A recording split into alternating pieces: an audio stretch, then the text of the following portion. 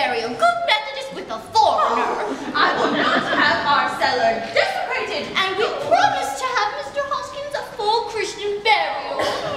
Where do you suppose Mortimer went? Oh, I don't know, but he must be doing something important because he told Jonathan, "You just wait, I'll settle this." Oh, well, he can't very well settle if he's not in the house. That's all we want settled. What's going on down there? All right, where's Teddy? Mortimer, where have you been? I've been over to Dr. Gilchrist. I haven't signed Teddy's commitment papers. Mortimer, what is the matter with you? Running around getting papers signed at a time like this. Do you know what Jonathan's doing? He's putting Mr. Hoskins and Mr. Spinozzo in together. Oh, he is he? We'll let him. Is Teddy in his room? Well, Teddy won't be any help. If I can get Teddy to sign these papers, I can tackle Jonathan. What have they got to do with it? You had to go and tell Jonathan about the 12 bodies down there.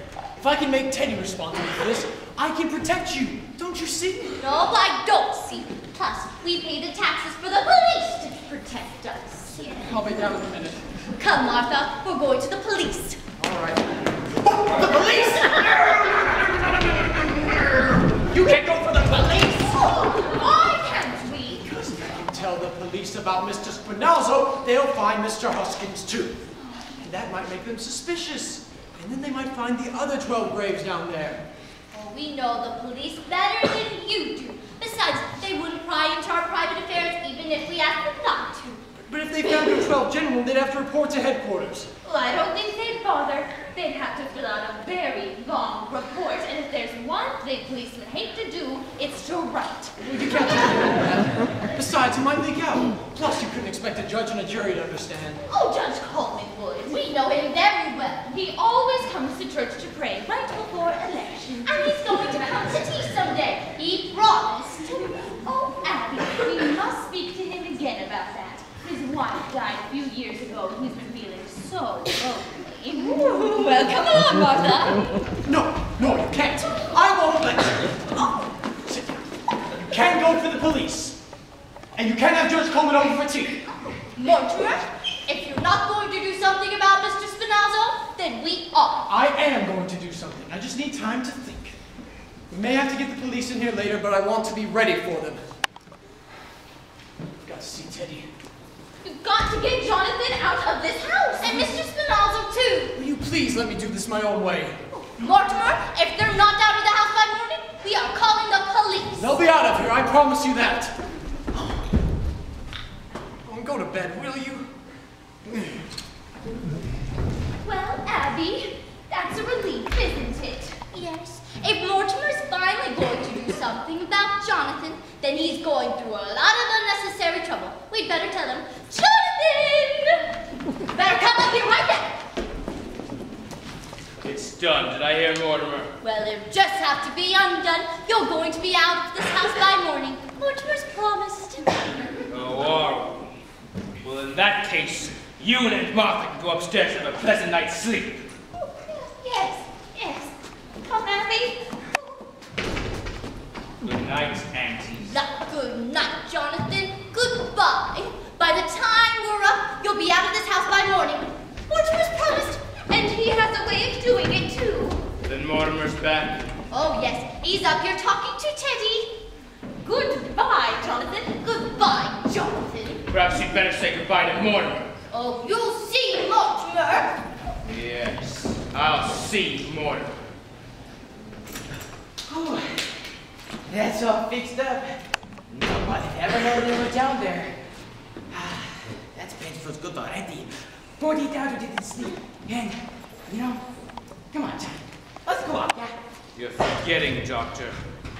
But, My brother Mortimer. Johnny, not tonight. We'll do that tomorrow. Or the next day.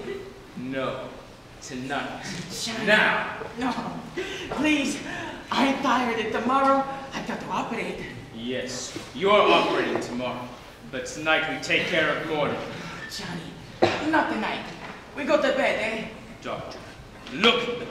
You can see it's going to be done, can't you? I can see. I know that look. It's a little too late for us to dissolve this partnership. Okay. We do it. But the quick way, the quick twist like in London. No, Doctor. This calls for something special.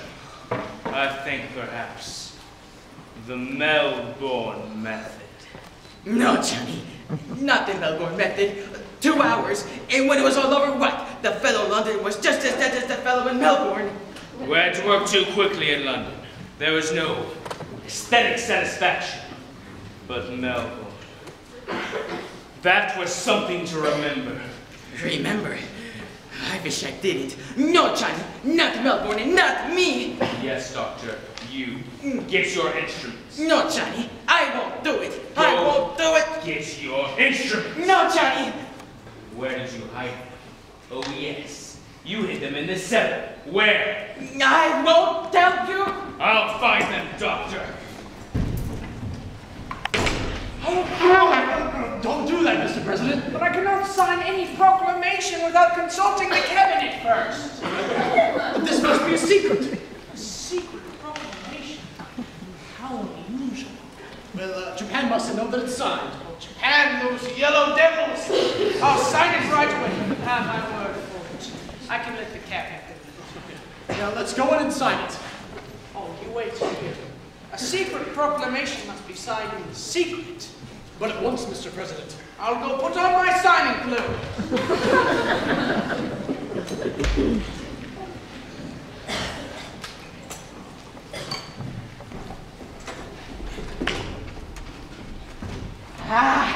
You go now, eh? You go now. No, Doctor, I've got something going on, something important.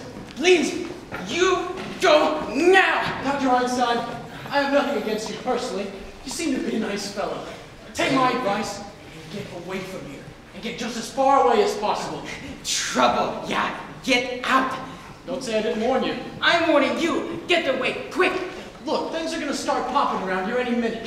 Listen, Johnny's in a bad mood. When he's like this, he's a madman. Bad things happen. Terrible things. Jonathan doesn't worry me now. Hey, man.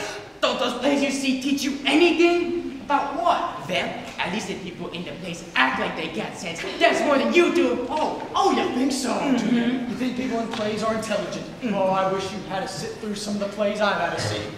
Take the little opus I saw tonight, for instance. In this play, there's a man. Now, he's supposed to be intelligent. He knows he's in a house of murderers. He's even been warned to get out of the house, so he ought to know he's in danger. But does he leave? No. No, he stays right there. Now, let me ask you, Doctor. Is that what an intelligent man would do? You're asking me? He don't even have enough sense to be frightened, to be on guard. For instance, the murderer invites him to sit down. Oh, you mean, won't you sit down? Believe it or not, that one was in there too. And what did he do? He sits down. Now, mind you, this fellow's supposed to be intelligent, and there he sits, just waiting to be gagged and trussed up. And what do you think they used to tie him up with? What? The curtain cord. Well, why not? A good idea. Very convenient. A little too convenient, if you ask me.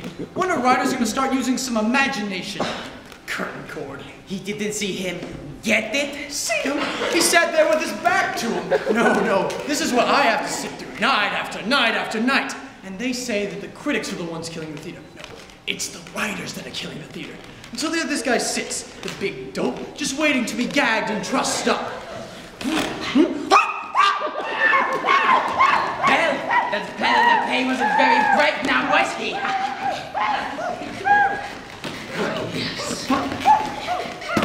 Now, Mortimer, we'll finish the story. I've been away 20 years, Mortimer. Never once in all that time you went my way. No, one night in Melbourne, I dreamed of you. When I landed in San Francisco, I felt a strange satisfaction. Once more, I was in the same country as you. Now then, we go to work.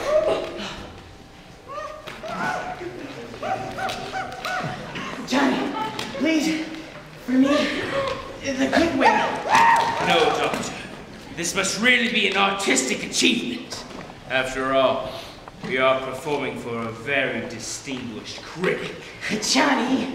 Doctor. Okay. All right. Let's get it over.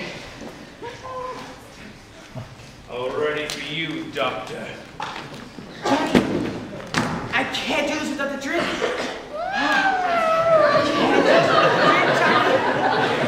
Betty, back in here. There was wine here, remember? Pull yourself together, Doctor. Where did you put that? Here it is.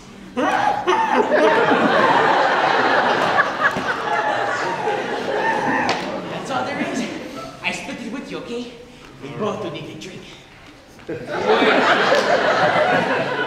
Where are your manners? Yes, Mortimer. I realize now it was you who brought me back to Brooklyn. Now, Doctor, to my dear dead brother. God! Damn that idiot! That's it, he goes next. No, not Teddy. That's right, stop. Not Teddy. We get Teddy later. No, Johnny, we don't get Teddy at all. Now we have to work fast. Okay, but the quick way, eh, Johnny? Yes, Doctor, the quick way. Hey! Girl's gonna quit blowing that horn. It's okay, officer. We're taking that bugle away from you. It's gonna be hell to pay in the morning. I promised never to want to do that anymore. It's okay, officer. Good night. Well, I still need to talk to him. Where are the lights?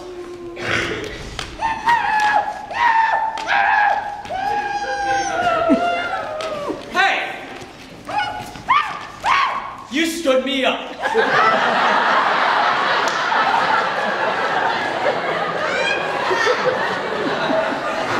I'm waiting now where Kelly's for you. What happened to him? He was explaining what happened in the play tonight.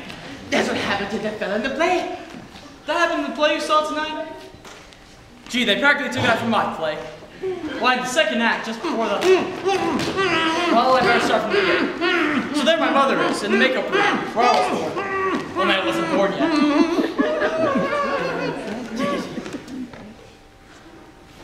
No. You gotta hear the plot. So there my mother is, right? In the makeup room. Making up, see? And then a man with a black mustache comes in and says, Miss Latour, will you marry me? Only he doesn't know that she's pregnant.